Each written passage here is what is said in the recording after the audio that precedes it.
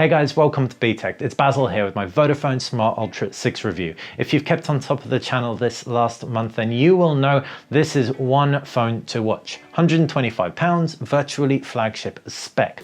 Before I jump into the review though, how would you like to be in with a chance of winning one? Check back tomorrow, we'll be posting a video telling you exactly how you can nab yourself one of the best value for money devices of, well, ever. Now on to the review. Exactly what do you get for £125? You get a 5.5-inch display, you get 16 gig of internal memory, a Snapdragon 615 processor, and 2 gig of RAM, as well as a 3000 milliamp battery. On paper, that looks really impressive and very similar to an iPhone 6 Plus. But what's reality like? Is there a glaring catch that just explains why it's such a cheap device by comparison to what the specs suggest it should cost? Well, design-wise, this is a plastic phone. You pick it up and it isn't as stark, it isn't as cold as an iPhone 6 or a Samsung Galaxy S6. But that's hardly surprising, and the plastic frame still looks solid with its gunmetal finish. On the surface, it does look undeniably like a 6 Plus. The 5.5-inch screen ensures the Ultra 6 is a big phone, and below the screen are illuminating capacitive buttons with a circular button slap bang in the middle. All the physical buttons are to the right with a headphone jack up at the top. The corners are rounded, it feels soft in the hand, and it's comfortable for a big phone. ZTE makes it so the similarities between it and the Blade S6 Plus are undeniable too, though that doesn't detract from the excellent value here. Even in the design department, this thing really does punch above its weight. As far as durability goes, I managed to drop my Vodafone Smart Ultra 6 from about 1.4 meters, and it was followed by a battery pack which smashed on top of it, a pretty heavy battery pack at that. Now, while it didn't break the screen, it did manage to dent the side and chip some paint off. A drop like that could well have broken the screen of another less durable device, and while that isn't to say that the Smart Ultra 6 is drop proof, it definitely bodes well for it. As far as the screen goes, it's full HD resolution spread over 5 inches, and that results in a pixel density of 400 pixels per inch. That's identical to the iPhone 6 Plus. It's an IPS panel, so the screen tech on board is impressive. Really decent brightness and saturation's on point too, and it has strong viewing angles as well. It's a significantly better display than that of the Moto G 3rd generation in every respect, even though the phone comes in at a much cheaper price point. As far as the UI goes, it runs Android, and it runs a virtually stock skin, but not a stock skin. It features home screens and applications tray and a pull-down bar. Now, there are a couple of things that really hamper the experience. For starters, Vodafone has tried to emulate Samsung's Flipboard briefing.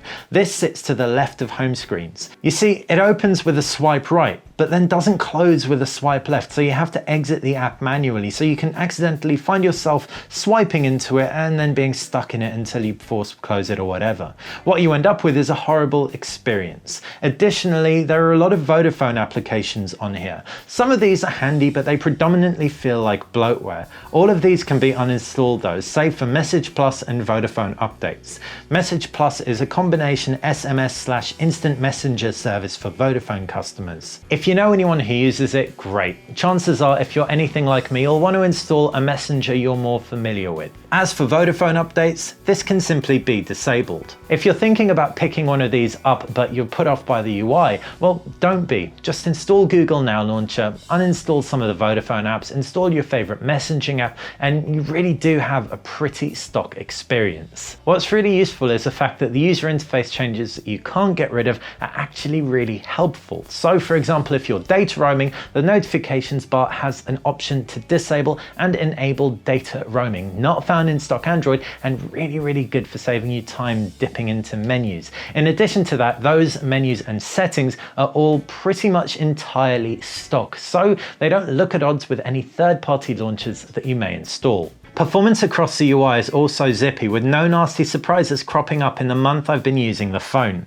The fact it runs Android also means there are stacks of multimedia applications available for it. Thanks to the 5.5-inch screen, movies are awesome. The panel quality is truly exceptional for the price, and that translates to the video and reading experience as well. This is let down by the speaker, which is located around the back, so have a set of headphones at hand. With 16 gig of onboard memory and micro SD expandability, durability though, there really is very little else about this phone that says £125. That means you'll have a decent amount of room for games and videos as well as all your music. What's truly awesome is the fact that there's 2 GB of RAM as well as a Qualcomm Snapdragon 615 processor. Now the 615 has had some flack for getting a little bit hot and it hasn't got the most powerful GPU around. Now I didn't notice any heat and I was tethering with this thing, playing games on it and watching movies for in excess of an hour. And to be honest, the GPU not being as powerful as some other devices didn't bug me either. Maybe I'm not as hardcore a gamer as some other people out there, but if you're just a casual gamer who likes to install 3D, 2D games that you can install through the Play Store, chances are you will be absolutely fine with this thing. More specifically, Chaos Rings 3, King of Fighters and Guru Mark of the Wolf installed and played really well. In hand, the phone feels great. The screen's big and performance is on point.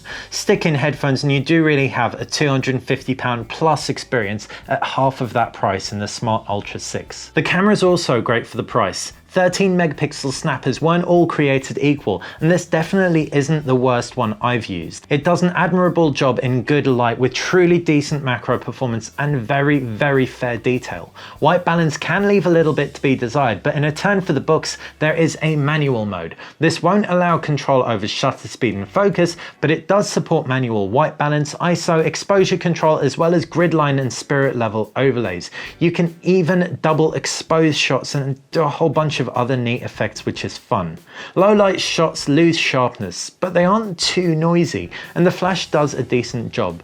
The same can be said of Full HD video, with footage looking exceptional for the price in good lighting. In low light, things can start to crumble. As for the front camera, if you move it can blur quite easily. It's got an f2.4 aperture, so isn't the fastest lens around, but in good light it still can take a half decent shot. Connections are brilliant too. 3G, 4G, Wi-Fi, NFC. There's no gyroscope, so that means no VR, but there is NFC for one-touch pairing. Bluetooth 4.0 and a GPS finish off a competent spec list. What's more, our unit was unlocked, so we could switch our SIM cards to another network with ease. As to where the final retail units are unlocked, we haven't had confirmation from Vodafone on that, but if they are, this is an absolute steal. Finally, with a 3000 mAh battery that lasts a full day, the Vodafone Smart Ultra 6 definitely hits a home run. If you're thinking about picking up a pay-as-you-go device, you should definitely be looking at one of these. It pairs a competent spec sheet with really good real-world use and a mind-bogglingly low price point.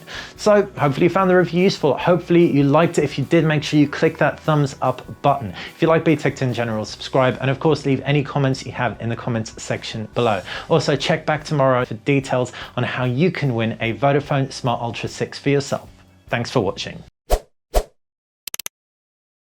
Micro SD and a micro SIM slot. So this is going to be expandable by 200 gigabytes, which is mightily impressive. 32 gig onboard memory, 3.5mm headphone jack. This is going to also be compatible with a set of headphones that Sony is going to be releasing, which allows for both digital noise cancellation and high resolution audio, all at the same time. Around the back, it's a new camera sensor, 23 megapixels. What's really awesome about this is that it combines a new focus system with a range of other things to make it a